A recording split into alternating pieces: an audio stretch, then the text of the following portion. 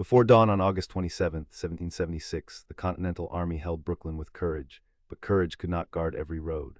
George Washington needed New York because the harbor connected politics, commerce, and British power. William Howe needed the same ground because a destroyed American army might end the rebellion early. The tension was brutally simple. Could a new army defend a city-sized battlefield before its commanders understood the geography that would decide the day? The setting was western Long Island, not the neat battlefield people often imagine when they hear the word revolution. Roads bent through farms, low hills, wooded passes, orchards, marsh edges, and shoreline approaches. According to surviving accounts, Washington's army expected pressure along the obvious routes into the Brooklyn lines. That expectation made sense in context because the Americans had raw troops, limited cavalry, and too many approaches to cover. Yet the record also shows the fatal weakness. The Jamaica Pass, farther east, was not held strongly enough. Howe's plan turned that weakness into the battle's central fact. British regulars and Hessian troops fixed the American front while a large flanking column moved at night through the exposed pass. Guides, discipline, and patience mattered more than theatrical bravery. Men stepped quietly through dark woods, muddy leaves, and farm lanes while the defenders still treated the pass as a distant problem. The likely American assumption was that the route was too remote to matter quickly. Howe proved the opposite. By morning, the American line was being attacked from more than one direction. The pressure in front was frightening enough: smoke, artillery, Hessian advances, redcoats, fences, and confused reports. But the worst news came from behind. Officers who thought they were holding a defensive line suddenly saw British troops appearing where no enemy was supposed to be.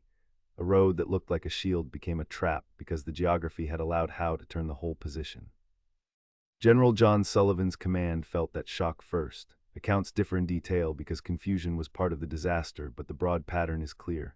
Reports arrived late, units shifted without a full picture, and men who had been facing one threat had to turn toward another. The battle became less a single clash than a collapse of orientation. Soldiers fought in orchards, along fences, near farm buildings, and across muddy lanes, but scattered courage could not repair a broken operational position. The most remembered American stand came near the old stone house, where Maryland troops counterattacked to buy time for others to escape. The point was not victory, it was delay. In a battle already going wrong, those attacks created moments in which retreating men could move toward the Gowanus Marsh and the Brooklyn Works.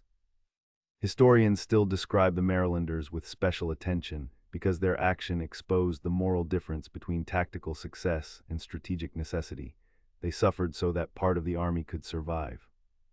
The Gowanus retreat showed the cost in physical terms. Soldiers pushed through reeds, water, mud, and smoke while equipment was dropped or ruined. Cartridge boxes got wet, shoes sank, officers tried to keep order, and men looked for any path that did not lead directly into British hands. Some were captured, some were wounded, some escaped because other Americans delayed the pursuit. The evidence from the day suggests not a clean withdrawal, but a series of desperate movements through broken terrain. Washington watched much of the disaster from Brooklyn Heights. That detail matters because it places command inside helpless visibility. He could see smoke and motion, but distance, timing, and the shape of the fight limited what he could change. The battle taught him that the British Army could combine naval pressure, professional infantry, Hessian force, local guidance, and night movement into one operational blow. The lesson was not abstract. It unfolded in fields and marshes while prisoners were taken, and the surviving army crowded behind works. Howe won the field, but he did not destroy the Continental Army. That difference became the hinge of the campaign.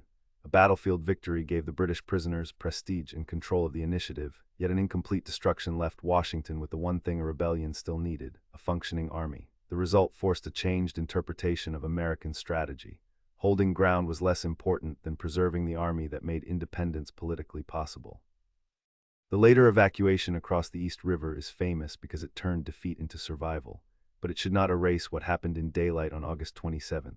The evacuation was necessary because Long Island had gone so badly. Boats, fog, quiet movement, and discipline saved the remnants after the battle had already revealed the army's vulnerability.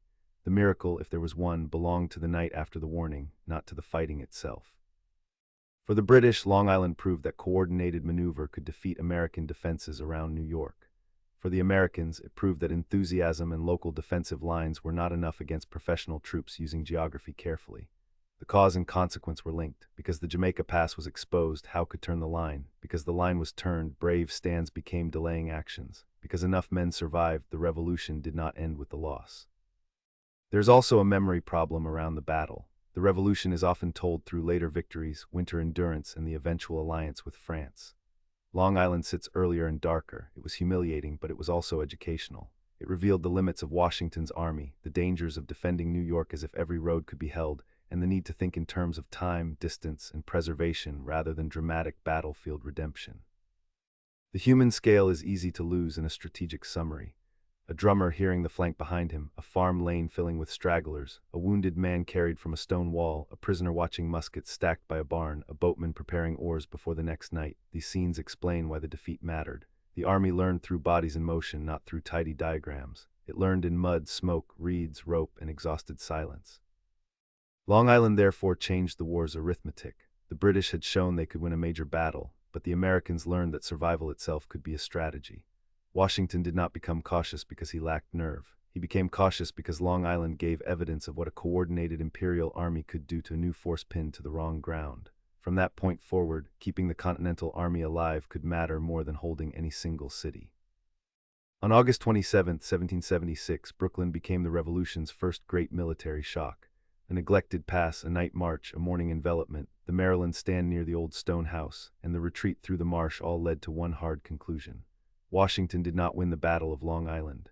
He learned that the American cause would survive only if its army could outlast defeats as well as celebrate victories. The final evidence is the change in behavior that followed. Washington would still take risks, but Long Island helped push him toward a war of endurance, maneuver, and preservation. That changed British expectations too, because defeating American troops in one place no longer guaranteed the political collapse of the rebellion. That is why the battle remains more than a local Brooklyn story. It connects a road left open, a commander watching smoke from a height, soldiers struggling through marsh water, and a strategic lesson that reached beyond New York. The revolution survived because defeat became instruction rather than final judgment.